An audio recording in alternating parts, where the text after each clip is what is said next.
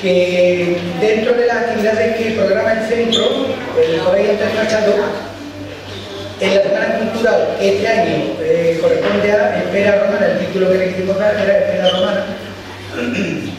Decidimos celebrar la conferencia para que no solamente fueran los niños los que participaran en las distintas actividades que vamos a hacer a lo largo de esta semana en el centro, sino que también pudieran participar padres, madres, abuelos, tíos, familiares suyos. Decidimos además celebrar este acto para que no solo los alumnos participaran en las actividades, sino también sus familiares. Es mucho el material que podemos dar a conocer relacionado con los dos yacimientos, el de Cariza y el de Esperilla, que hoy conoceremos. Muchos de ustedes conocerán el nombre que Esperilla tuvo en la época incluso pre-romana, antes de que llegaran los romanos a la península. Para llegar a la historia de Espera romana, antes tuvieron que pasar una serie de acontecimientos, ¿no? Como por ejemplo, sabemos que en el mismo yacimiento de Esperilla hay un yacimiento neolítico anterior a la época de la llegada de los romanos, muy anterior, que podemos datar hace 7.000 años. Hace unos 7.000 años, en el yacimiento de Esperilla, no arriba en la misma cima, sino en las estribaciones, antes de la subida, hubo un yacimiento neolítico que nos ha dado gran cantidad de cerámica y que además el yacimiento sirvió para que los estudiosos del tema comprobaran cómo el neolítico no existió como se quería hasta ese momento solamente en cuevas. Los arqueólogos, hasta hace cuestión de unos 15 años, 15 o 20 años, pensaban que el neolítico se había dado solamente en cuevas. El hombre de la época aquella vivía solamente en cuevas. El yacimiento de Esperilla demostró que no. Hay un yacimiento al aire libre, luego también mostrar muchos más, hay un yacimiento al aire libre, que llevaba cerámicas cardiales, que era una cerámica de esa época, de 5.000 años aproximadamente antes de Cristo, de 4.000 años antes de Cristo, que se decoraban con una especie de concha que era el cardioptile.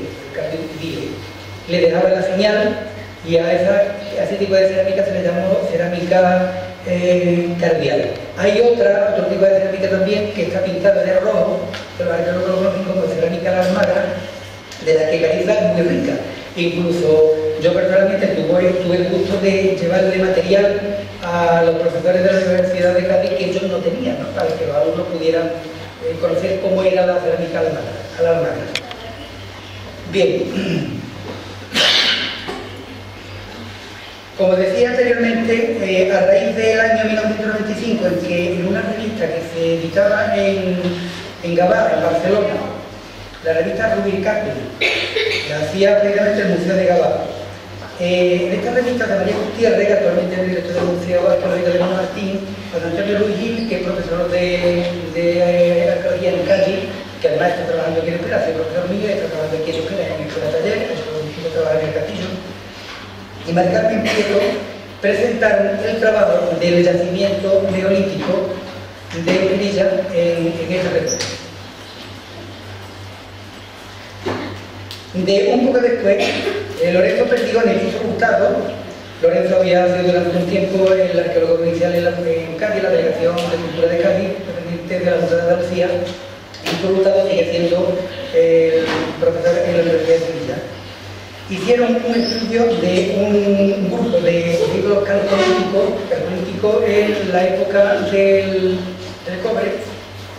Es el inicio de la edad de los metales. Una vez que el neolítico va terminando, comienza la edad de los metales, el hombre descubre el primer metal con el que prácticamente trabaja con el cobre. De ahí el nombre del cobre, en griego era calco. De ahí el nombre calcolítico. Eso está estudiado, está publicado también por ellos, por los dos, por Lorenzo y por Víctor Hurtado. Nosotros vamos a ir viendo este idolito que Lorenzo Perdigón y Víctor Hurtado publicaron. Un ídolo antropomorfo, o sea, un ídolo que tiene una cabeza de hombre, un cuerpo de hombre, ¿no? Los anteriores, se encontraba posteriormente en un ídolo esquemático, que es de mármol, que es también del mismo tiempo. Este es un ídolo hecho en piedra. Se nota perfectamente, en este tiempo era común que se utilizara para hacer ídolos cualquier tipo de material, entre ellos el hueso. Aquí arriba hay un triángulo, esto sería la cabeza, los ojos, y de forma esquemática tiene unas incisiones de hueso que simularían las extremidades. Pero sería en época turdetana, o sea, una vez que ha terminado la edad de los metales en la península, o el final de la edad de los metales, ya prácticamente la edad del hierro, la época turdetana, cuando el yacimiento de Perilla alcanzaría, pensar que es una foto aérea del mismo yacimiento, toda la ciudad turdetana, lo que nosotros hemos conocido siempre como ibérico, en el yacimiento neolítico, y ya en época romana, toda esta loma, toda esta ladera del cerro es necrópolis. O sea, ahí hay enterramiento, ahí hay tumba a lo largo, alrededor de todo el Perilla. Es la misma fotografía, pero mucho más cerca. Aquí tendremos la zona más alta. En la zona de aquí, en esta parte, es lo que correspondería a la Acrópolis. La Acrópolis en la ciudad de Griega era la parte alta de la ciudad, donde estaban los templos, donde estaban las basílicas, donde estaba la parte noble de la ciudad. Sin embargo, en Perilla, como arriba no hay metros cuadrados suficientes, yo pienso que los edificios importantes estaban aquí abajo. Ahora veremos a continuación distintas fotografías, veremos los aljibes, la torre de Aníbal que hay allí también. La muralla la rodea completamente y esta sería la línea. Hay incluso una parte donde se nota perfectamente también cómo la muralla va rodeando todo el yacimiento. En la época turdetana, la época que nosotros conocemos como ibérica, es cuando Cariza adquiere una importancia fundamental, ¿no? Antes de la llegada a la península de los romanos, llegaron también a nuestro territorio los cartagineses. Sin embargo, el periodo romano es el que a nosotros nos interesa por dos razones fundamentales. Porque es el tema de nuestra semana cultural y porque es el momento en que más restos arqueológicos nos han quedado. Los cartagineses estuvieron aquí, pero yo prácticamente en mi casa tengo una moneda cartaginesa. En Cádiz, en el museo, había un sarcófago cartaginés, un poco. Sin embargo, romanos hay cientos y cientos y miles de restos cerámicos o de moneda de distintos materiales. La disputa entre cartagineses y romanos tiene comienzo en el año en lo que se va a denominar la Segunda Guerra Púnica, la Segunda Guerra contra los púnicos, contra los cartagineses, en el año 218 a.C., tras la toma de Sagunto por Aníbal. Ustedes, si han estudiado algo de historia, sabrán cómo Aníbal atraviesa toda la península, llega hasta Roma, hasta la misma puerta de Roma, pasa por los Alpes, llega un número determinado de elefantes, llega hasta la misma puerta de Roma, los romanos se asustan. Si Aníbal hubiera sido una persona quizá un poquito más valiente, no sabemos el imperio romano hasta dónde hubiera llegado, porque seguramente en aquel momento hubiera destrozado Roma. Sin embargo, otros romanos inteligentes lo que hicieron fue, después de haber perdido 4 batallas en la península de Italia, de Trevi, Trecino, Tarquinio y Canta, lo esperaron luego en Cartago, cerca de África, ¿no? Cartago está en las alturas. Entonces, y en Zama, los escipiones generales romanos destrozaron al ejército cartaginés de Aníbal. A partir de ese momento, los cartagineses que quedaban en la península tienen que abandonarla y luego el dueño de la misma. Por lo tanto, en el yacimiento que nosotros estudiamos en primer lugar, que era el denominado Capa, que es el que corresponde a Perilla, pasa a ser dominio romano, a la vez que lo sería Cariza, a unos 5 o 6 kilómetros en línea recta del anterior, ¿no? Los dos núcleos urbanos existentes anteriormente a la llegada de los romanos eran Capa y Cariza Aurelia. Los turdetanos, de quien Plinio y otros autores romanos decían que era la región más culta de la península, en poco tiempo quedan romanizados, es decir, adoptan la cultura, la costumbre, los hábitos de la vida de los romanos, la lengua, etc. Podemos destacar entre ellos lo que decía Cayo Plinio en su Natural Historia, libro tercero. Cayo Plinio era un geógrafo romano que murió además cuando la erupción del siglo I, cuando la erupción de Vesubio en Pompeya, estaba en una ciudad cercana a Pompeya, que murió por curioso, porque quiso acercarse mucho a la explosión y allí murió. Plinio decía que la otra parte de la Veturia es lo que posiblemente sería Veneta. que hemos dicho pertenecía a los Cúnduli, y al convento gaditano pertenecen, al convento, ahora explicaremos lo que es el convento gaditano, pertenecen con derecho romano Regina, con derecho latino Laetia Regia, Carissa apellidada Aurelia, Ugia, dicha Julio, y eran estipendiarias, eran ciudades que pagaban tributo a Roma, Pesaro, Belipo, Sipo, Barbésula, Calais, Capa, que era Esprilla, Oleato. En esto hay autores que no se ponen de acuerdo, ¿no? Porque muchos de ellos dicen que Capa, Oleato era lo mismo. Yo pienso que no, que Capa era una, Capa junto con Oleato, Ituci, Zanuntia, Saudo y Usaico. Bien, conocemos muchas de estas ciudades, por ejemplo, Saudo, el nombre de aquí, en el camino de Arco, es el cortijo de Jaulón, conocido por nosotros como Jaulón, pero era realmente el cortijo de Saudón, y anteriormente era Saudo. La ciudad estaba arriba, en la sierra era más, el cortijo estaba abajo. Ituqui o Ituqui está entre el lado del rey. Oleato posiblemente estuviera en Gibalbín, Capa estaba aquí, Calais estaba en la zona a la derecha de las Torres Alocadas. Barbésula está en la desembocadura del río Guadiaro, junto al pueblo de Guadiaro. Besipo era Barbate. Y Capitolium o Ugia eran las Torres Alocadas. La otra la conocemos, Carissa Aurelia. Bien, una vez los romanos están en la península, dividen el territorio, hacen una provincia nueva, hacen dos provincias en el mismo territorio de Hispania. Una es la Hispania interior significa que estaba cerca de Roma, y otra es la Hispania interior. Esta es aproximadamente la primera división que hace. Posteriormente, ya en época de Augusto, o sea, a fines del siglo I a.C.,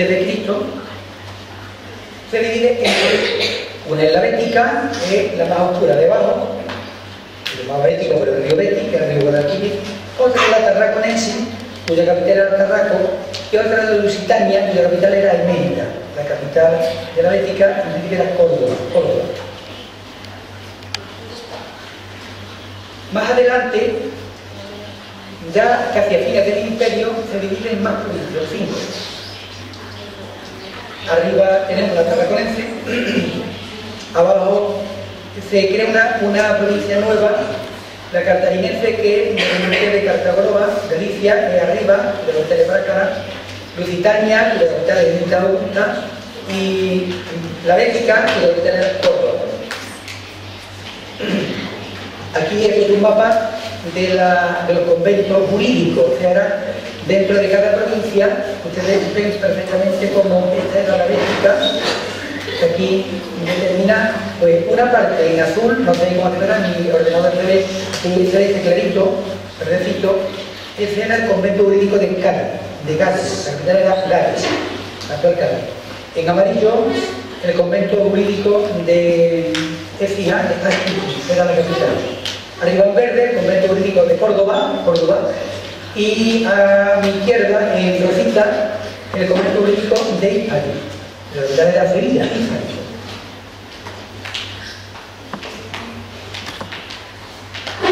En este mapa ven ustedes, esto en una época ya completamente romanizada. La gran cantidad de ciudades romanas, muchas de ellas son anteriores, son prerromanas, que había en toda la desembocadura del Guadalquivir. Este camino, en la línea roja que veis, son caminos, vías calzadas romanas.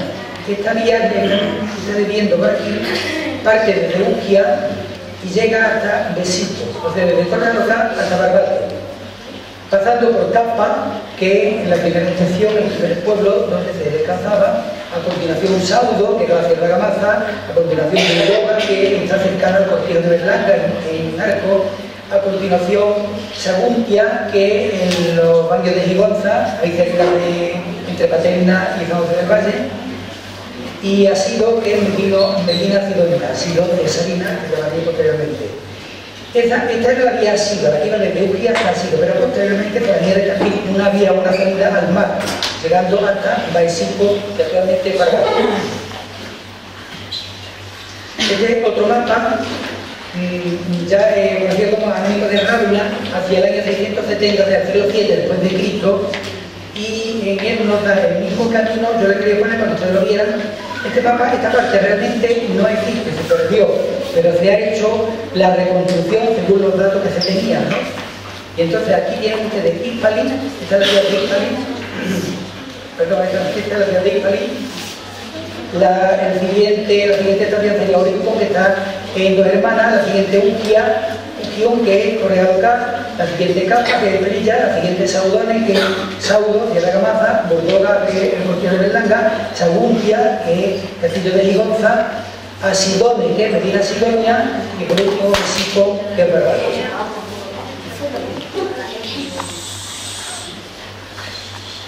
Este es el yacimiento de Capa o Estrella. Para nosotros siempre tiene Estrella porque era la que era pequeña, la que era mayor, pero realmente en los documentos antiguos existía como Capa.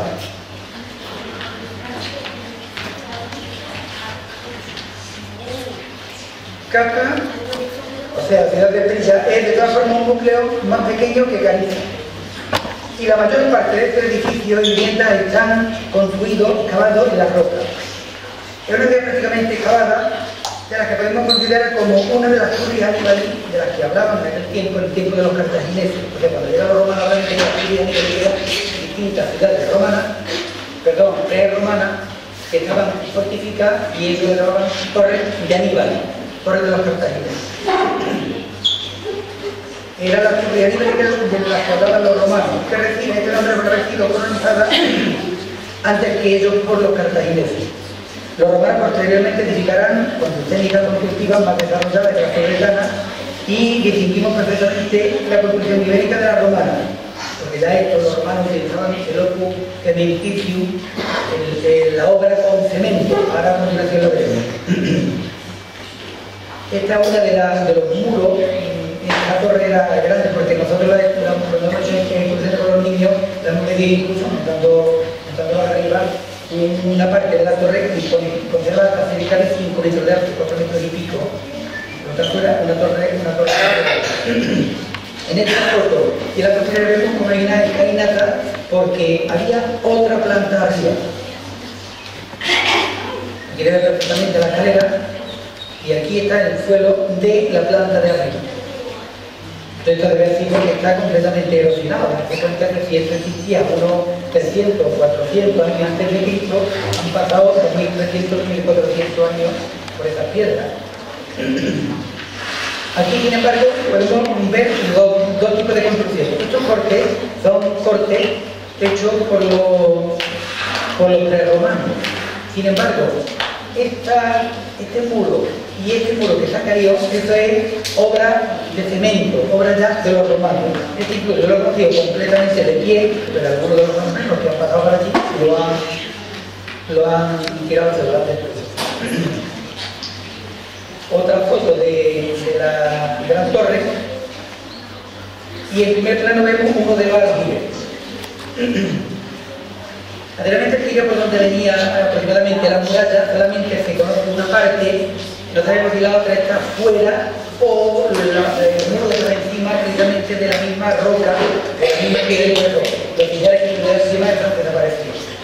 De importancia vital tenían para los habitantes de Capa en este caso, la constitución del agua. Los habitantes la salvaban construyendo grandes aljibes, también excavados en la piedra, donde desembocaba una serie de canales construidos con tégulas que recogían el agua de todas las terrazas del yacimiento. Eso tenía un sistema de forma que, desde lo más alto hasta lo más bajo, venía recolando el agua y la desembocaban en los aljibes. Pero una forma de asegurarse, allí arriba no se podían hacer pozos, porque lógicamente al estar en alto el pozo de agua subterránea allí no llega. Vemos otro de los aljibes. No hemos hecho ninguna medida de capacidad de los mismos porque no sabemos exactamente la profundidad que tienen. Están muy formatados, llenos de escombros, y de hecho no sabemos la cantidad de... O sea, a qué altura podría estar el suelo. Este es otro de los muros de cemento, de los muros de hormigón que hicieron los romanos. Y esta vía es la que yo decía anteriormente, de la que hablaba los adelante. Esta que pasa por delante del rancho de Caribe es la vía que va hasta Medina Sidonia. En cuanto a la vivienda, la ciudad de Sevilla se adapta perfectamente a la pendiente en que ya van construyendo las viviendas por habitantes, como están ustedes viendo aquí. Estos son cortes de la piedra de la roca originaria y construyen una vivienda. Aquí debajo, en los niveles, hacen otra, a continuación hacen otra, en este lado hacen otra. Van excavando la piedra y van construyendo viviendas. Hay algunas, como la que vamos, como esta, que ahora mismo no está limpia, además de una foto de la que sí estaba completamente limpia, hace nunca. Aparte de la velocidad que está en la parte de arriba, lo que le hace falta solamente es el techo. Pero se conserva exactamente como era hace 2300 años.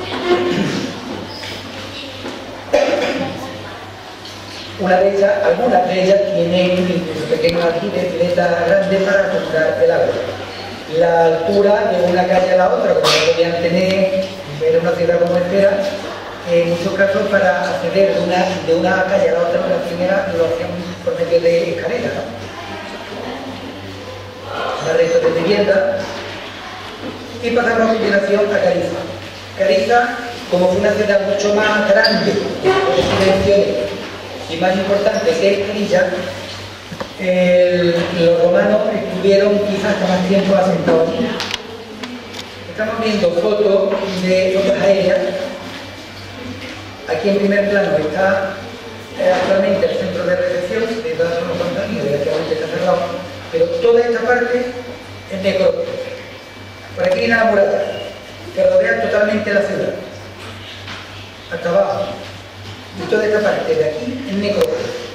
Y por debajo, por el lado contrario, la parte de Abolno, que es el pueblo que ve aquí enfrente, también hay otra necrópolis. Y por la parte de la izquierda, abajo de la ciudad, también hay, que es a continuación. O sea, tenemos necrópolis al norte, al sur, al este y al oeste.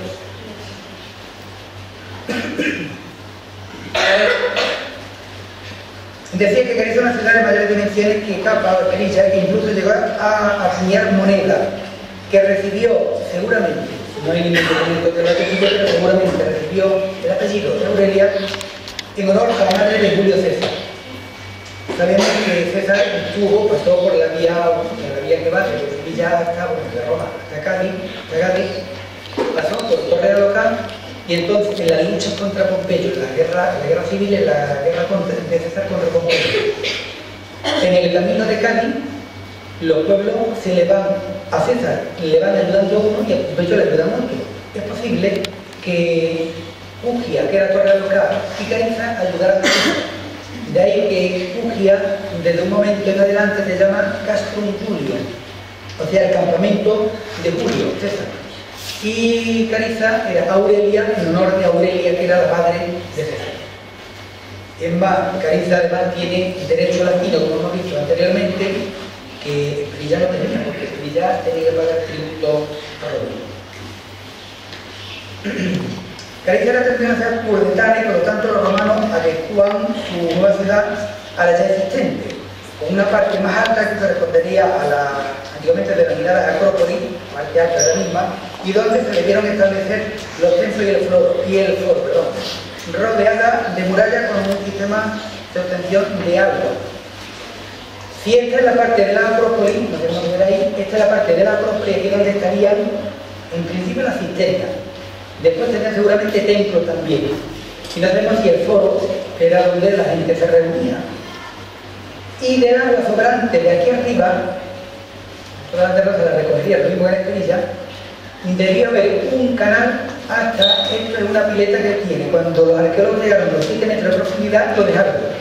Y es posible que todos estos pilares que ven ustedes a continuación fueran la base, no se sabe tampoco la base de un acueducto que repartía el agua al resto de la ciudad hasta más abajo. Aquí vemos la Acrópolis. Este hueco que ven ustedes aquí, este hueco que ven ustedes aquí y otros más que hay aquí en esta pared, que en la foto, son restos de aljibe. Y toda esta es la parte más alta de Cádiz. Aquí está el punto. El nombre de 5 se marca 274 metros de altura. Esta es una de las fotos del denominado Castillo de Carillo, porque en Carillo no solamente hubo dominio turdetano, posteriormente romano, sino que prácticamente hay un castillo ya hasta el siglo XIX. Todavía en el 1800 y pico, cuando se reparten tierra propio del ayuntamiento, allí reparten tierra también. Los documentos dicen que se asignan a los colonos tierra en el castillo de Cariza. Esta es una de las dos de las paredes de la cisterna, falta el resto de este lado. Este sería el muro intermedio y otra pared, una cisterna enorme, para repartir agua al resto de la ciudad. Esta es la pileta que decía, que está al lado del acueducto, que los arqueólogos ya no pudieron ahondar más, llegaron hasta cerca de 7 metros de profundidad y lo dejaron, el depósito de agua. Aquí arriba está la pileta, se protegió incluso con mallas porque que cualquier resultado posibilidad de ejecución por aquí cayera dentro.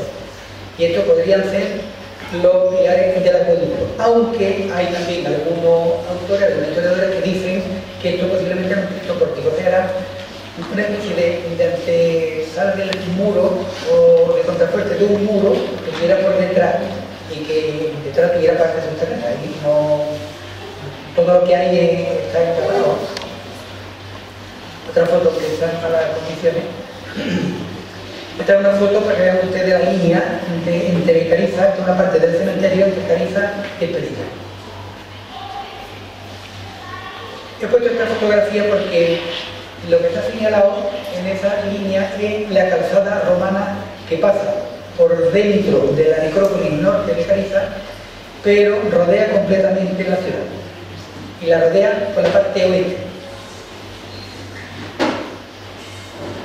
Si en Esperilla la mayor parte de las viviendas estaban hechas cavadas en la piedra, viviendas cavadas en la piedra, en Cariza están hechas ya con cementerio, o sea, con cemento, con hormigón rodado. Algunas de ellas, yo no tengo ahora mismo fotos, algunas de ellas parecían incluso teselitas de algunas de las habitaciones que tenían los mosaicos, lo mismo que han visto ustedes cuando han ido a Itálica. Cariza era una ciudad de cierta importancia también, entonces era lógico que tuvieran algunas de las casas que tuvieran un mosaico. Los muros, en este caso vemos ya al fondo la Sierra de Cádiz y Llamartilla. Llamartilla, que es el primer término, es Costa de Humo. Esta es la calzada que une con la que vamos anteriormente, que rodea por la parte izquierda, atraviesa la necrópolis sur, después atraviesa la necrópolis norte y rodea la ciudad por la parte oeste. Bien, esta es una foto que está un poquito borrosa, que es la cabeza de Ariadna que ustedes pueden ver cuando vayan al Museo Arqueológico de Sevilla. La historia de Ariadna seguramente la habrán escuchado ustedes en algún momento, ¿no? Era la hija del rey Nino y de Pasífae de Creta. Su padre tenía un laberinto y dentro tenía el Minotauro, a quien había que alimentar cada año con jóvenes, varones y hembras de Atenas. La tercera vez que los atenienses tenían que pagar tributo, Teseo, que era hijo de Egeo, el rey de Atenas, se ofrece a ir y matar al Minotauro. El problema era que el Minotauro vivía en el laberinto del que no se podía escapar. La hija de Nino, del rey Nino de Creta, se llamaba Ariadna, y en cuanto vio a Teseo se enamoró, por lo que decidió ayudarlo, con la condición de que Teseo se casara con Ariadna. Y de allí, o sea, de Creta, se la llevara, la alejara de su padre.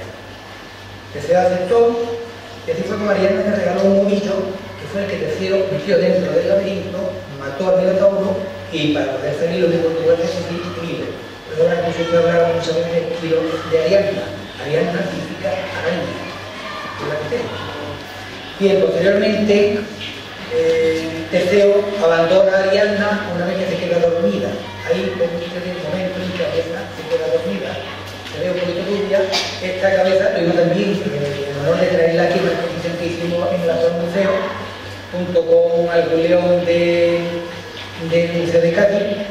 No tuvo traer uno de Sevilla enorme, que mide un poquito de largo, porque nos costaba un dineral traerlo a la exposición. Solamente el transporte y el seguro, ¿no?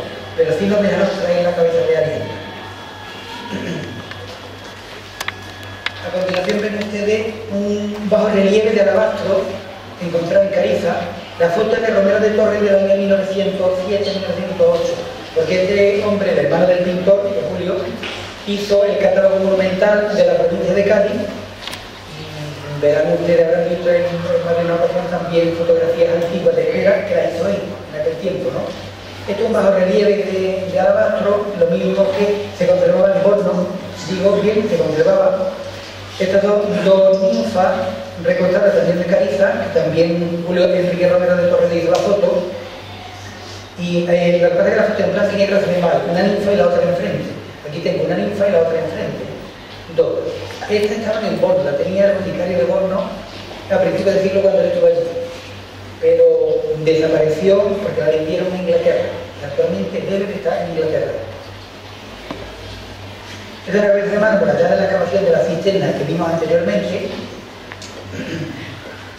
Estos son dos pies de una escultura ibero-romana de Esperilla, de los siglos III y I, de los 218 siglos romanos, pues del siglo III hasta el primero.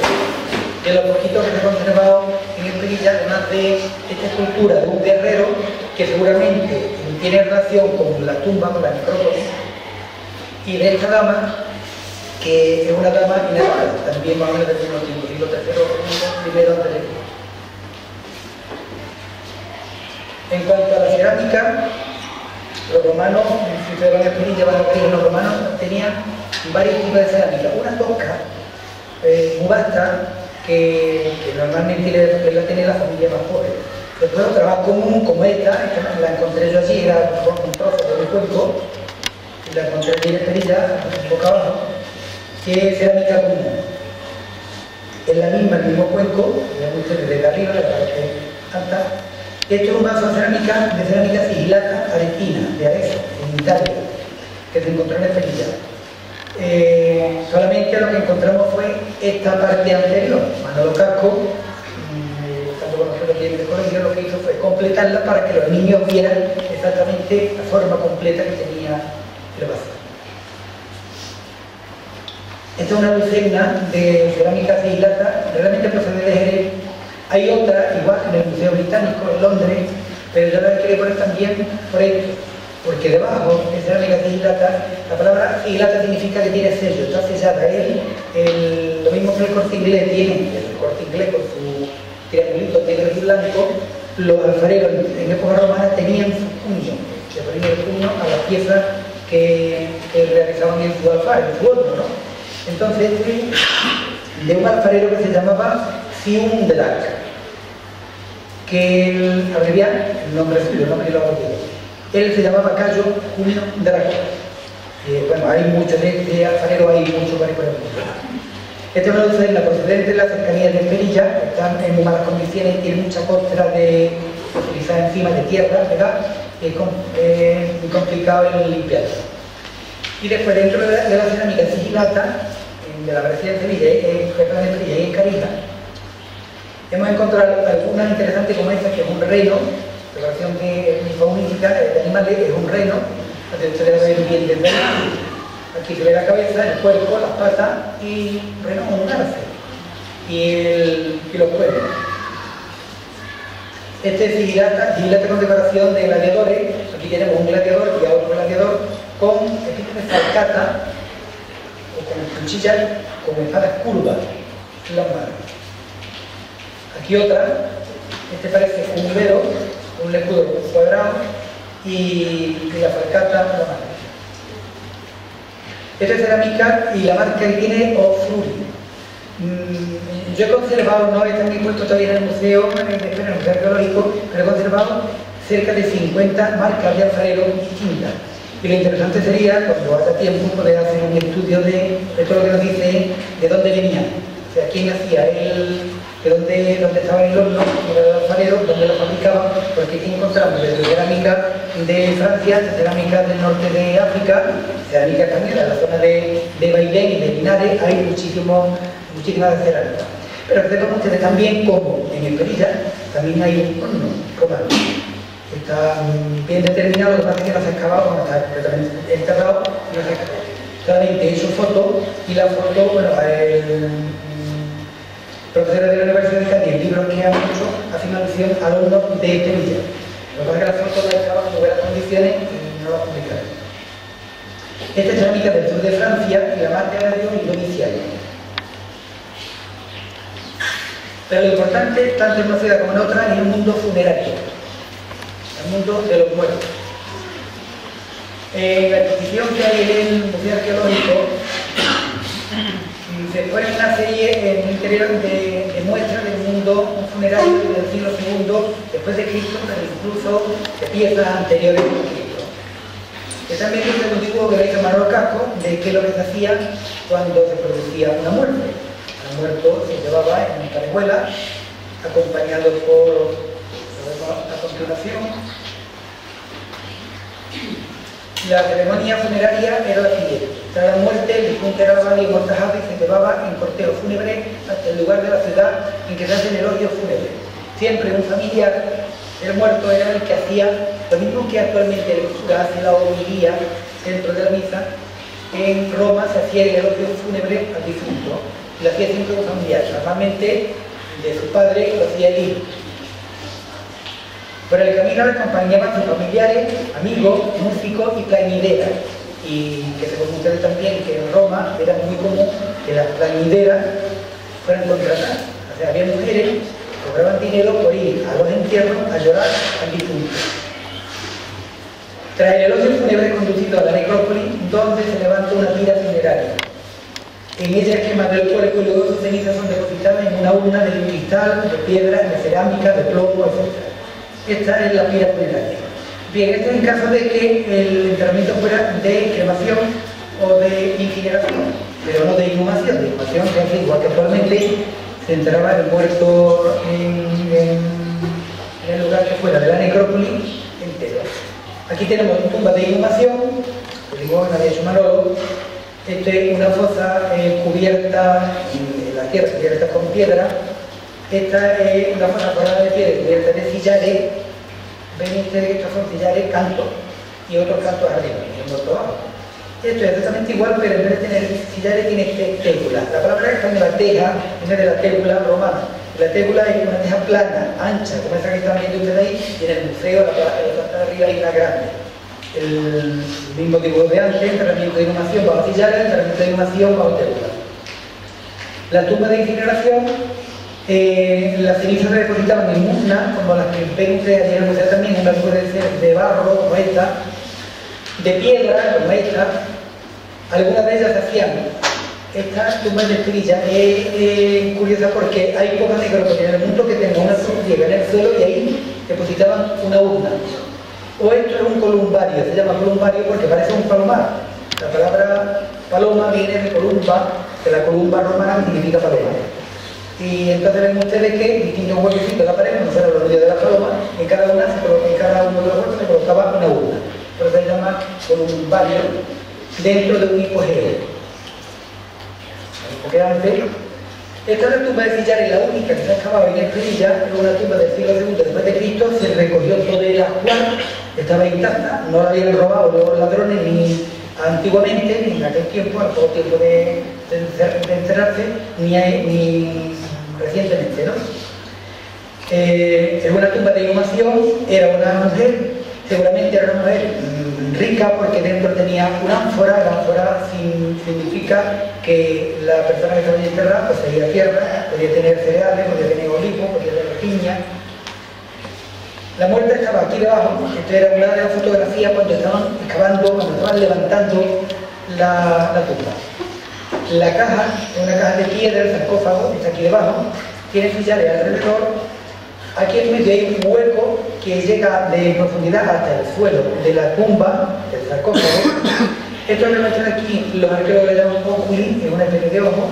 Aquí estaban las cadenetas de una cajita que podía tener dentro perfume o cualquier otra cosa. Y abajo tenía una ánfora y lo que los arqueólogos denominan vasijas de tesoro. Por ella sabían que era de aproximadamente el siglo II de Dentro además tenía algunas piezas de cristal que están en el Museo de Cádiz. Estas son del transbordo de las monjas y los frailes, dos tumbas romanas que están expuestas en el Museo Arqueológico de Espera también. Son igualmente de inhumación, son largas. Un pequeño león, pequeñito, que quien lo encontró, lo donó a la iglesia pero que por mala suerte, lo mismo que corrió el ídolo que vimos anteriormente, que el político había estudiado los restos perdigones y desapareció. No sabemos quién lo tiene. El león ibero-romano de Perilla, siglo III, primero antes de Cristo, la garra izquierda, el león que estaba en la iglesia, el hecho de que sostiene o que mantiene, más bien, la cabeza de un ternero. Este es el león de la sanguijuela, el único de los que aparecieron en Perilla, el único completo. Este otro de Perilla, este y este, que es el mismo, son posiblemente de la misma tumba. Vemos a continuación, eso es también ustedes la tumba de los Electroní, que está en Pompeya. Es una foto hecha desde delante y arriba están viendo ustedes dos leones, este y este. Pues este tipo era el tipo de tumba que había en Egipto o en Carina. Encima colocaban los leones. Dependiendo del poder adquisitivo que tuviera cada uno de los difuntos, el león sería de más calidad, más grande o más pequeño, ¿no? Entonces, este león y este estaban posiblemente en la misma tumba. Fijarse que uno mira a la derecha, el otro mira a la izquierda, que era lo lógico. Uno mira a un lado y al otro a otro. La función que tenían estos leones era, lo que le llaman propaica, era para mantener a los muertos alejados de los malos espíritus.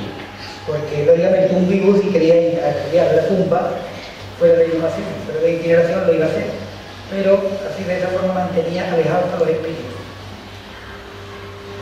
Este león del Museo de Cádiz, procedente, apareció entre Borno y Villamartín, posiblemente de las cercanías de Carina.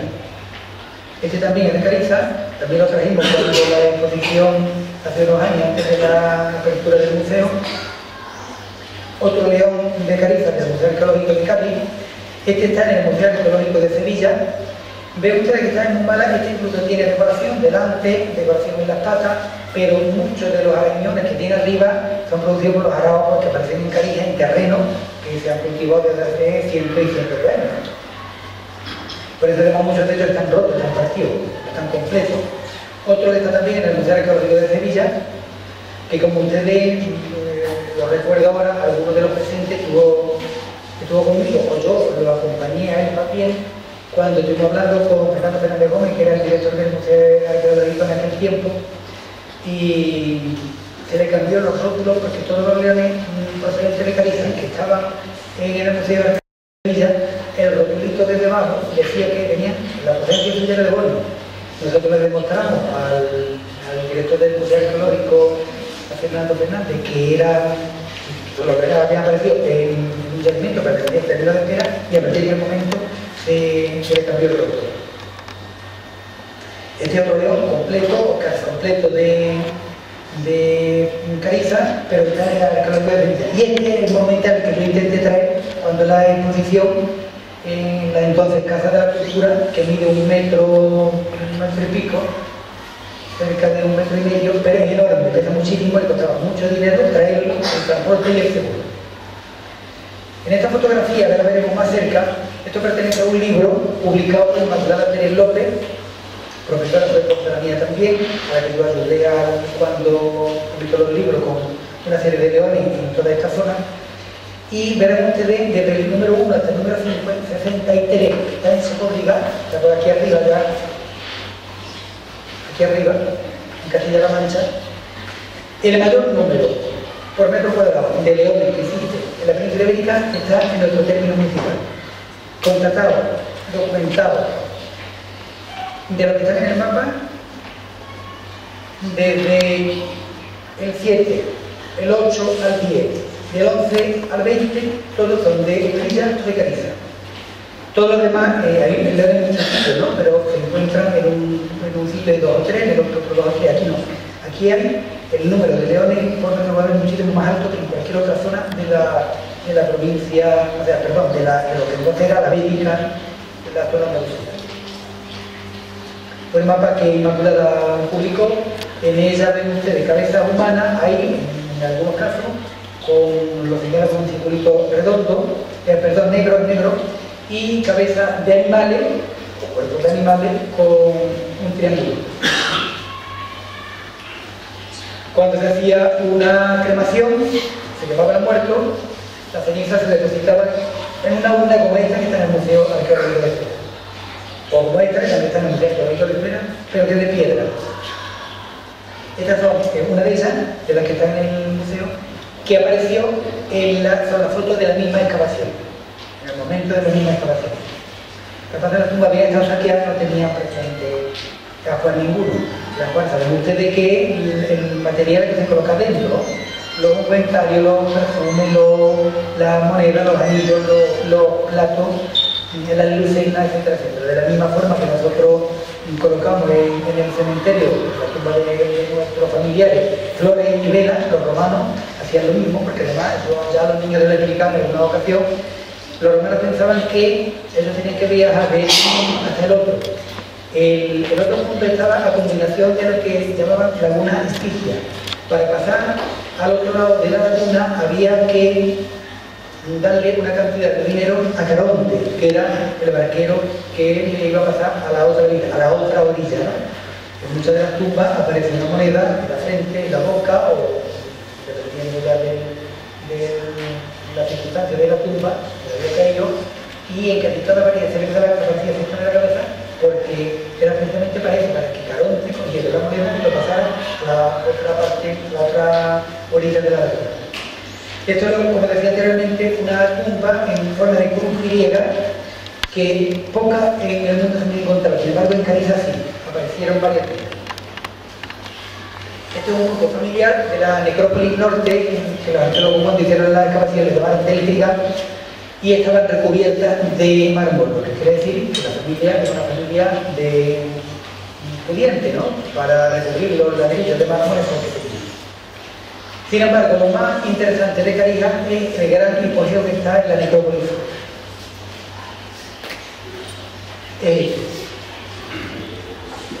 Vemos como aquí arriba tenemos todavía 2, abajo en este grupo 3, pero el del centro es enorme. El del centro tiene cerca más de 4 metros de alto, desde la base hasta arriba, cerca de 4 metros. Y un pozo, que es el brocal, un pozo delante, que debió ser un pozo ritual para los ritos, porque no tiene otro sentido así. Esta foto la he puesto para que se comparen la estatura. Este señor cabello, un maestro de Ubrique, que sobre todo los mayores se acordarán de los años aquellos de la misión rescate. ¿Quién fue el que le hizo Ubrique?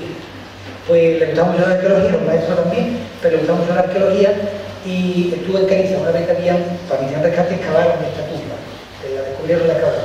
Y fijarse, él está encima del pozo y mira todavía la altura que hay hasta la parte superior del hipogeo. Recordad, era hipogeo porque está debajo de la tierra. Estas son las piedras de mármol, procedente de Cariza también, una no, están donadas.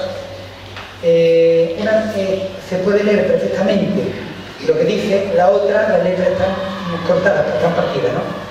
La grande dice Avilia Matris Uxoris Ua Maf, o Maf, Octavium LF Ui, que significa de su madre Avilia, de su esposa Macela, seguramente realmente de cuando veo la inscripción y entre corchetes, entre paréntesis, entre interrogatorios, porque no se sabe con certeza cuáles son las letras que faltan aquí. Y abajo Octavio, hijo de Lucio. Esta es otra del emperador Tiberio, que tiene relación con esta otra. Bueno, yo lo que traía es la inscripción, ¿no? Que la hemos puesto allí en la exposición que estamos haciendo en el colegio, que las dos se encontraron en Cariza, y dice, esta dice L, en medio falta Lucio, Fabio, L, Luci, F, Cecilio, Galeria, tribu. O sea, perteneciente, Lucio Fabio, Lucio el hijo, perteneciente a la tribu Galeria. Severo, post mortem, Lucius postumius silo, cipos sua impensa, 4, en latín, o dedicado, lo que quiere decir lo que está debajo.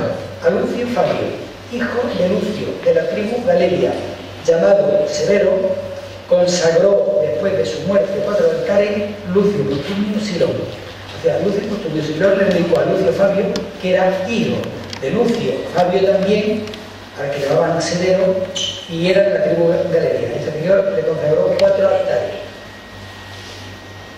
Este era el ajuar que aparecía en las tumbas. Estos son fotos de Cariza, las excavaciones de Cariza, un inventario, cena. En este caso incluso tenemos un tintero con lo que sería el lápiz, la pluma, que es de hueso, para mojar. Este es el crismón ya al final del imperio, una vez que a partir de Constantino la religión católica se hace la oficial del imperio. La religión oficial en todos los actos tiene que ser la cristiana, no la católica, la cristiana. La católica se llama y entonces ven ustedes en medio un crismón, que la X de Cristo en griego, con un alfa y una omega. O sea, el alfa y la omega, el principio y el fin, ¿no? El símbolo de los cristianos. En cuanto a numismática de las monedas, sabemos que Cariza fue una ciudad que acuñó moneda, por lo tanto llegó a tener cierta importancia, pero no acuñó moneda en caracteres o en letras libio-fenicia, libio-púnica, sino en latín. Cada vez que vean ustedes la moneda, la cara puede ser la de Hércules o la de cualquier otro personaje de la zona, pero cada vez que vean ustedes una moneda con un jinete y un escudo grande por delante, esa moneda es de Cariza, porque además en casi toda ella va a aparecer Cariza o Cariza, normalmente con una S, no con dos. Cariza fue una de las ciudades romanas de la actual provincia que tuvieron el privilegio de acuñar monedas. Todos los autores coinciden en que la monedación en esta ciudad debió comenzar a mediados del siglo I a.C. Inició en el año 43. A partir de ese momento, cuando pensamos que a partir de César y Cariza adquiere importancia. Posiblemente por aquel tiempo empezaría a acuñar monedas. Estas monedas, aunque fueran ibéricas, nosotros llamamos ibéricas porque eran en tiempo de los romanos, pero originales del sitio, del lugar, no venían de Roma, no las han acuñado en Roma. Aunque bastante abundantes en volumen, no son acuñaciones demasiado extensas en el tiempo, no lo hacen durante mucho tiempo. Tampoco son variadas, a veces se reducen a semises, unos pocos cuadrantes, algo habitual por otra parte en el numerario de esta zona, con tendencia a la repetición de motivos, siempre se ve un Hércules o un personaje y jinete por detrás. Si vemos las emisiones, se sabe que en Cariza hubo 6 emisiones. La primera, que es esta, se distingue una de otra prácticamente por el peso y por los caracteres, por lo que viene de ellos. La primera, considerada de un arte ciertamente bueno para lo que es habitual en esta ceca, es la que arroja un peso medio más alto, entre 6,5 y 7 gramos, motivo por el cual se le debe suponer una datación más temprana. Esto es una cosa que nos pasa actualmente a nosotros también. En el Imperio Romano y en la actualidad, las monedas, mientras más nuevas, menos pesan. O sea, en Roma, la República, al principio del Imperio, monedas grandes, pesaban mucho. Actualmente vemos ustedes monedas de céntimo, de 2 céntimos, que están pesando cuando anteriormente con la peseta pasaba exactamente igual. Mientras más nueva la moneda, menos pesa.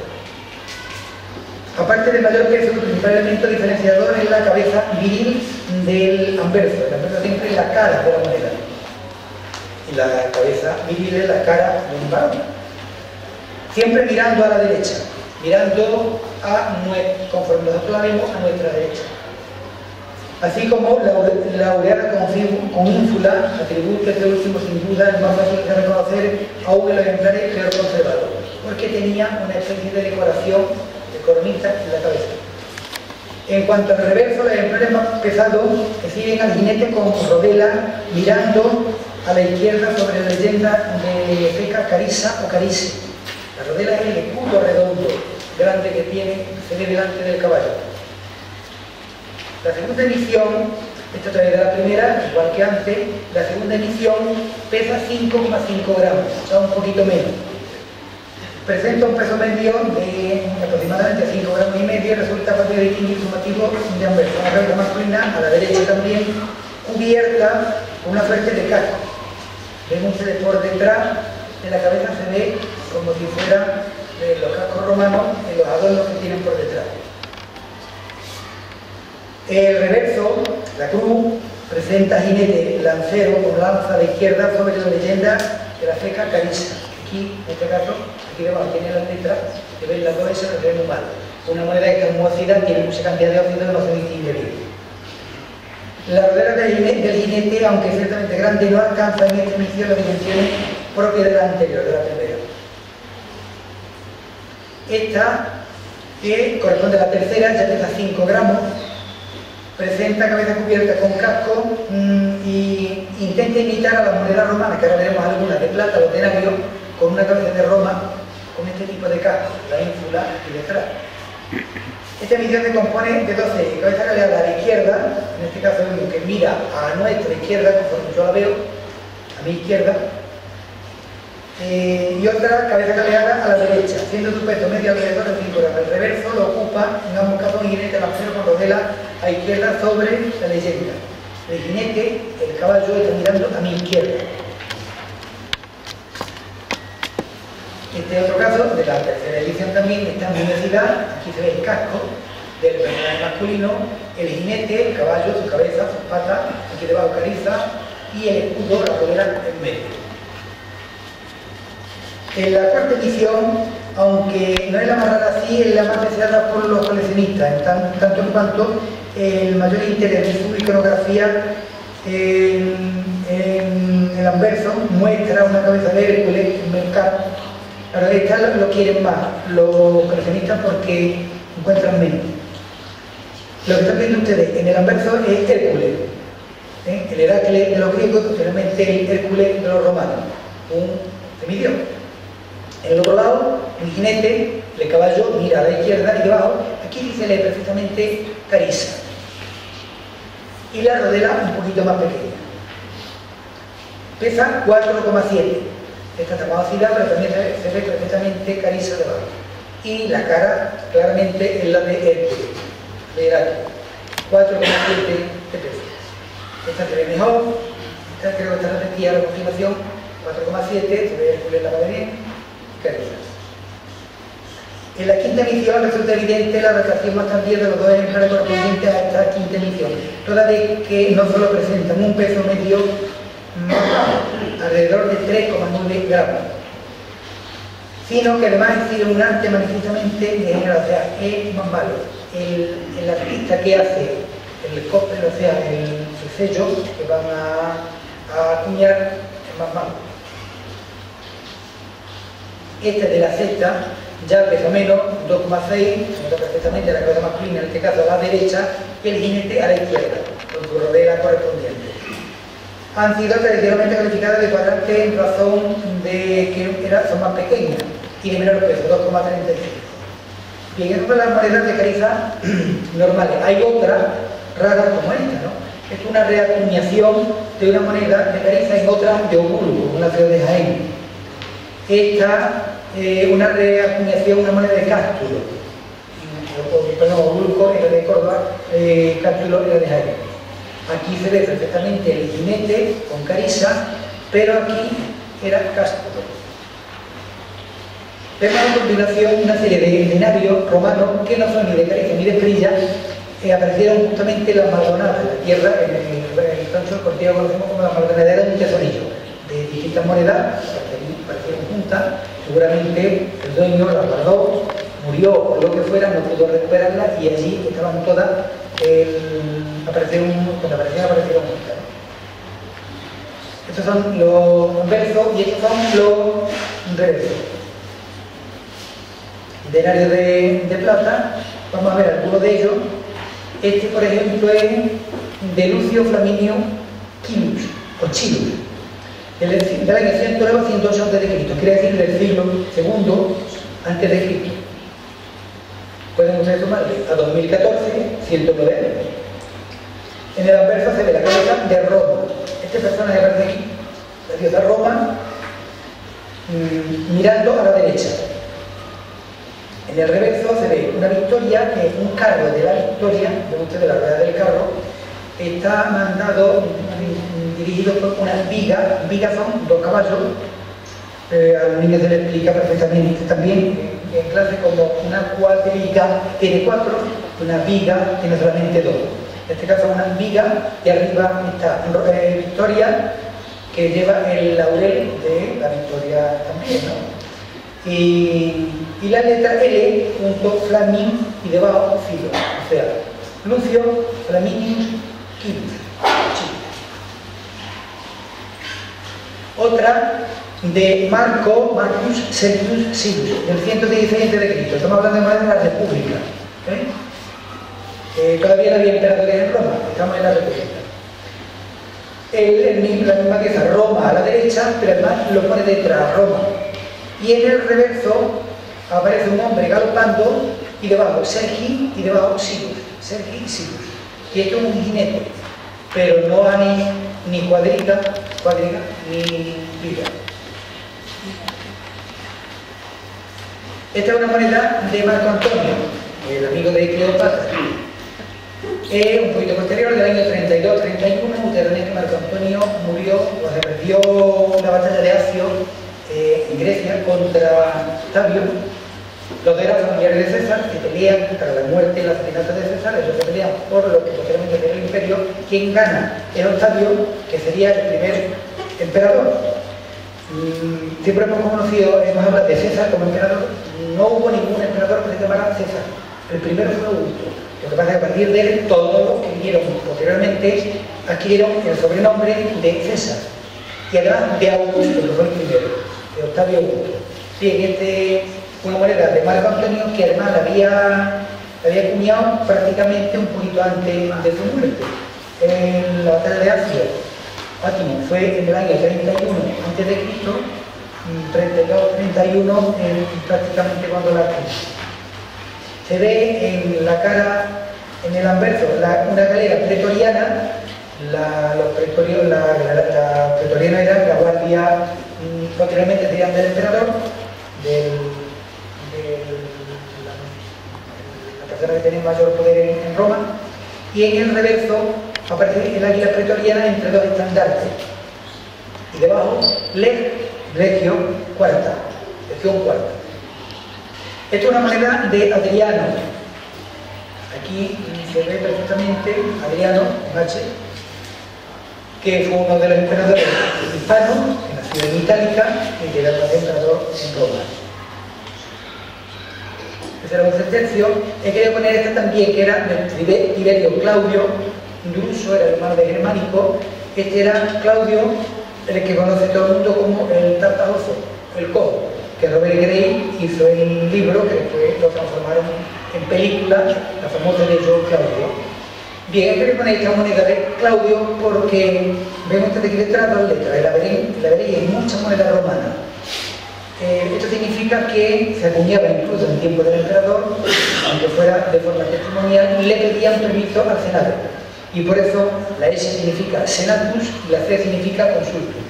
Consultado el Senado. Y se acuñaba la moneda. Esta es, ya de fines del imperio, una moneda de oro de Honorio, uno de los emperadores cuando ya se ha dividido incluso el imperio romano en dos partes, Occidente y Oriente, hacia fines del siglo IV, principios del siglo V, 395 o 323 después de Cristo. Este es el reverso, está en la cruz, la parte de detrás. Aparece Victoria Aug, con 3G, Augustor. MD significa el sitio donde se acuña, Mediolano. Mediolano es Milán, en Italia. Comitatenses Obrizum es una moneda de oro acuñada en la corte, que significa Honorio coronado por victoria y pisando a un cautivo. Este personaje que aparece aquí es Honorio y el que aparece a tu pie el cautivo, el esclavo. Y en el anverso, este personaje es Honorio. D, lo que aparece en la moneda, de Dominus, N de Noster, Honorius, Pius, Felix, Augustus. Mira, Honorio, nuestro Señor, Honorio, nuestro Señor, Félix y Augusto. Honorio mira a la derecha, tiene una diadema de perla, la moneda pesa 4,4 gramos y aproximadamente tiene 2 centímetros de diámetro, de 20 a 21 milímetros de diámetro. Todo esto apareció aquí o en Cariza, o en Estelilla, o en el término de entrega, ¿no? Yo lo que quería era que ustedes conocieran mucho del material arqueológico que tenemos, la importancia que tienen las dos ciudades y la importancia que nosotros debemos darle. Porque en muchas ocasiones el material arqueológico que encontremos, yo creo que donde mejor está en el Museo Arqueológico, y mientras más rico sea, más visitantes tendremos. Y yo, aparte de que ya los niños me he explicado muchas de estas cosas, quería que ustedes las conocieran también. Con esto doy por finalizada la charla, la conferencia, y yo no sé si mi amigo Diego tendría alguna pregunta que hacer. Yo por mi parte he terminado. Así que a todos muchas gracias por su asistencia.